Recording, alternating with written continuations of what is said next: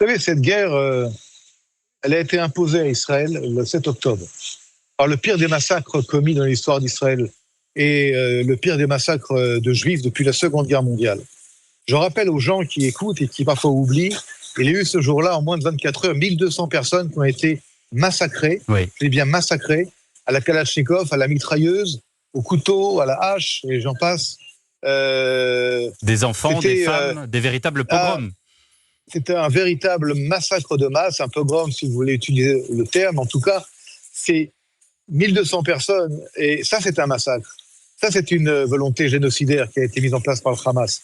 Depuis, Tsahal, l'État d'Israël, je rappelle que ce jour-là également, le Hamas a déclaré la guerre à Israël. On oublie de le dire. Le matin du 7 octobre, Ismaël Haniyeh, Yirkey Sinwar et Mohamed Def ont déclaré la guerre à l'État d'Israël. Ils ont déclaré la guerre. Ils n'ont pas dit on a fait un attentat. Ils ont déclaré la guerre. Des trois, deux ne sont plus de ce monde. Il reste Yirkey Sinwar, il reste encore une intention du Hamas de continuer à maintenir dans la détention la plus horrible encore 108 otages, comme je vous l'ai dit. Nous savons aussi que certains ont été déjà malheureusement assassinés, d'autres malmenés, violés. Encore une fois, je ne vais pas rentrer dans les détails parce que c'est un sujet extrêmement sensible. Mais c'est vrai qu'il y a aussi dans cette guerre une guerre du narratif qui est liée malheureusement, je dis bien malheureusement, à des récupérations politiques de certains groupes, certaines mouvances dans le monde. C'est pas du tout dans tel ou tel pays. Qui font qu'on veut faire oublier que le Hamas est tout sauf l'avenir des Palestiniens. On veut faire croire que le Hamas, ce sont les Palestiniens. Or, le Hamas, c'est comme, si vous voulez, l'État islamique en Irak ou en Syrie. C'est une organisation terroriste de la pire espèce qui a pris en otage à l'époque des millions d'Arabes syriens et irakiens au nom d'une idéologie de mort. Et le Hamas a pris en otage la bande de Gaza, les Gazaouis. Je ne pense pas qu'un Gazaoui veut être sous le joug du Hamas ou que les femmes gazaouis veulent être sous le joug du Hamas. Maintenant, c'est comme en Iran, c'est comme en Corée du Nord, c'est comme dans tous ces pays-là. Lorsqu'il y a une dictature sanguinaire, il est très dur de s'y opposer parce que ceux qui s'y opposent, eh bien, ils meurent.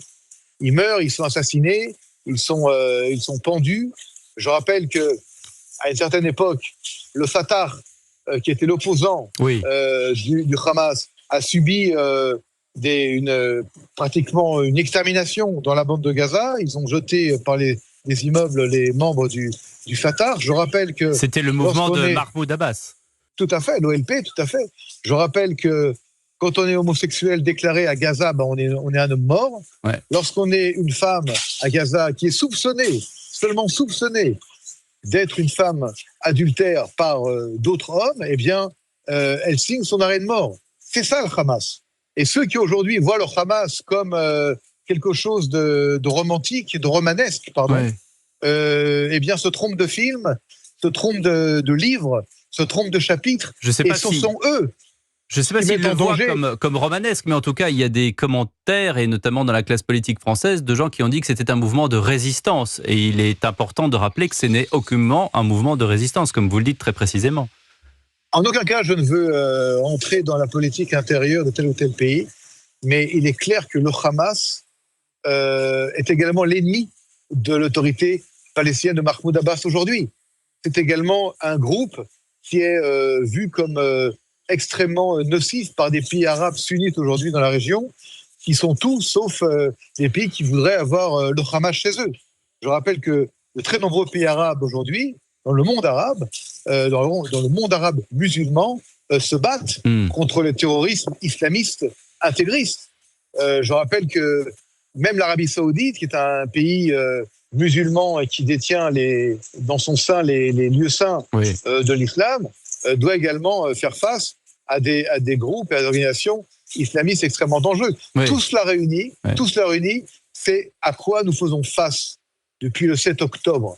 Et dans cette guerre-là, où je dis bien l'ennemi, ce ne sont pas les Palestiniens de Gaza, même si je sais que la propagande veut le dire, il n'y a pas à Gaza de génocide contre les Palestiniens, il y a une guerre contre le Hamas, qui par contre, lui, utilise sa population civile comme munition pas seulement comme bouclier humain, comme des munitions, et même martyrs c'est noir. Je vais vous dire de quelle façon. Leur intérêt au Hamas, comme l'intérêt à l'époque de l'État islamique, est qu'il y ait des victimes civiles, à l'époque face à la coalition internationale, ici face à l'armée d'Israël, pour ensuite accuser l'armée d'Israël, à l'époque la coalition, d'être contre la population. Ce n'est pas du tout le cas. Mais quand le Hamas tire des missiles d'écoles, qui ne sont plus des écoles, qui sont utilisés comme tels, mais il n'y a pas d'enfants au mois d'août dans les écoles, tire des missiles de mosquées, d'entrepôts de l'UNRWA, et ensuite, si vous voulez, se cache, met des enfants, lorsqu'il y a des corridors humanitaires, utilise ces corridors humanitaires pour ensuite tirer des corridors humanitaires ou des zones humanitaires contre Israël, en espérant qu'il y aura une réaction, évidemment, parce que c'est ça la stratégie, c'est qu'il y ait des morts civiles. Et les morts civiles, dans cette histoire-là, terrifiante, sont la stratégie. Écoutez ce que je veux dire, parce que je le dis avec beaucoup de force, beaucoup on vous écoute, colonel, on vous écoute. De clarté. Il y a une tragédie à Gaza, mais la tragédie à Gaza, c'est la stratégie du Hamas.